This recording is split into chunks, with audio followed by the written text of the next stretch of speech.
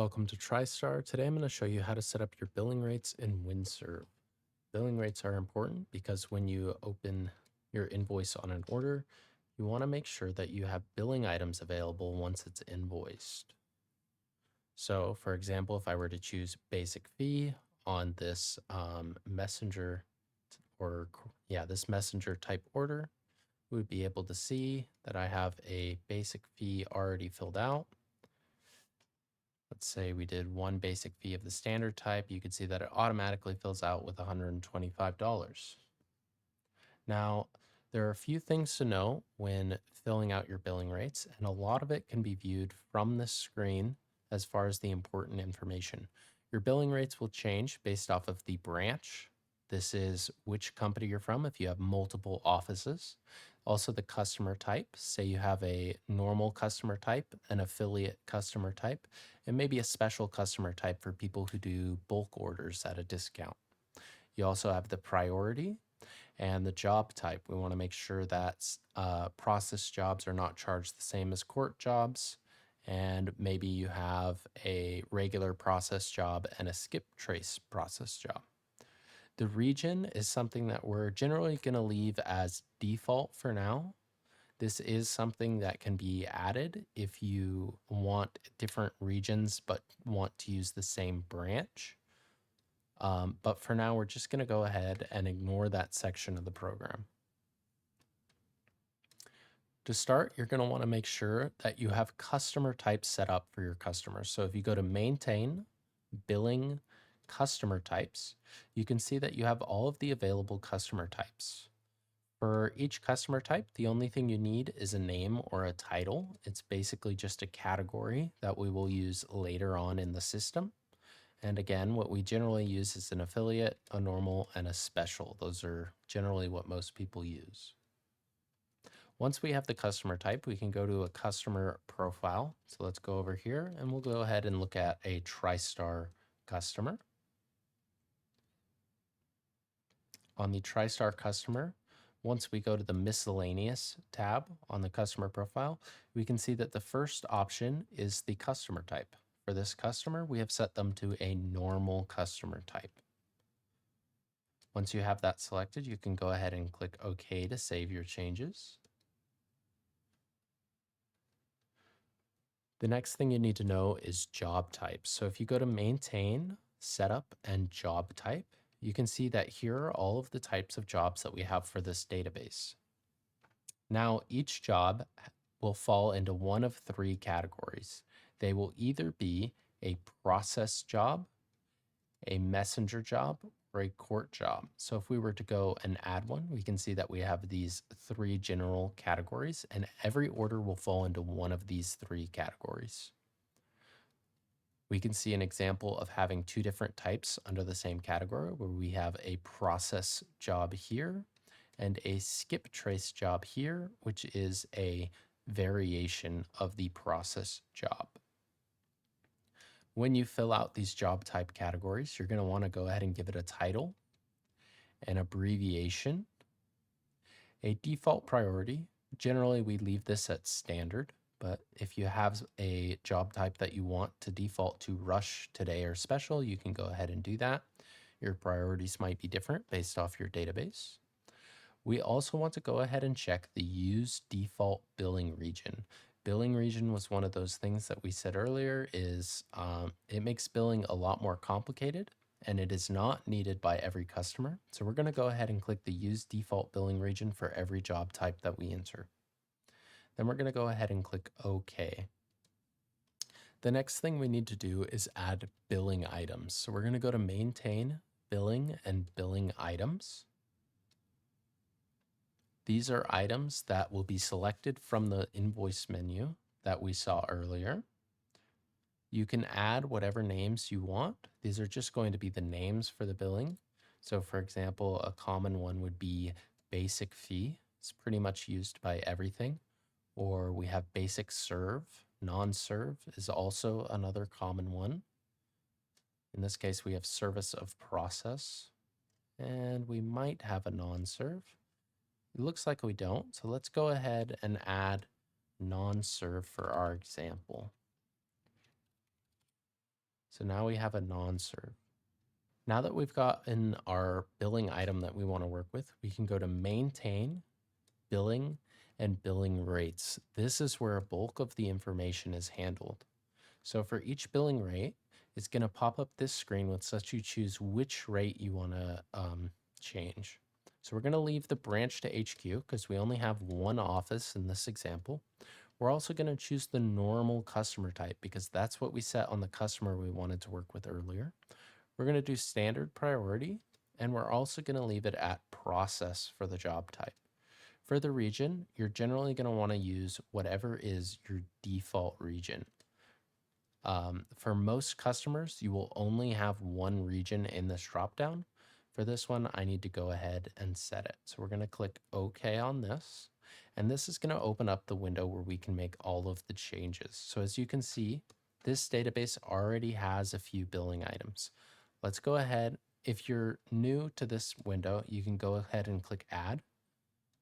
And this will let you add one of the billing items that we made earlier. So under this tab called billing items, for example, we want to add a non-serve billing item because maybe for non-serves, we want to charge a different amount from our regular serves. We're also going to choose an income account. When you start your database, you're going to have a set number of income accounts. These can be found in AR. If you have not gotten to the AR program yet, that's fine. You can wait till later or another video to set these. But if you're familiar with AR, you can go to Maintenance, Chart of Accounts, and this is going to open up all of your income accounts. Keep in mind, once you add an income account, they cannot be deleted. So all of these do not use are generally ones that somebody added and then later decided that they didn't want. So you want to make sure you only add them if you absolutely have to. For this example, we're going to use the process service income account since it looks like it's this customer or this database has set up a process service income account. And remember, if you haven't gotten to AR yet, it's okay to skip that step. You should have a income account by default here, and you can choose whichever one looks the best for your situation. For our situation, we have a process service income account, and we are working on process orders. So I'm going to go ahead and pick that one. Now we know that this is a non-serve, so we can either choose this down here, which this is an automatic billing area, which means every time that we enter an order and a box is flagged to fill one of these in, it's going to automatically charge it to the account, even if we didn't add that billing item to the order. For example, if you need examples on what each of these radial dials do, you can check the article that has our billing rates or our billing system setup. These will have most of the automatic billing items there and a description of what they do. For now, I'm going to choose none because I don't want this to automatically populate when I fill an invoice. I want to be able to click and choose on each order which item gets dragged over.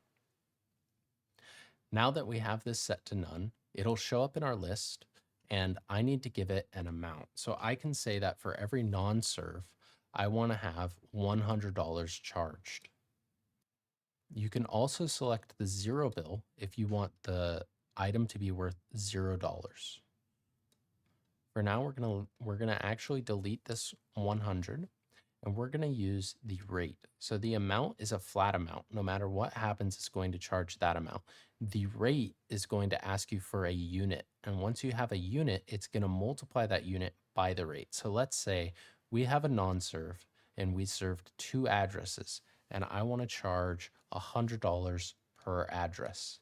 If I put $100 in the rate, then when we go ahead and non-serve a proof of service, we can see it'll ask us how many units we did, and we can put in 2 units, $100 per unit. So let's go ahead and click OK out of here. And now, since we have this process job here, which should already have a proof of service on it, yep, it looks like it does, we're going to go ahead and go to the billing area. Now you can either click go to billing and then click OK, or you can go right click the order and click invoice work order.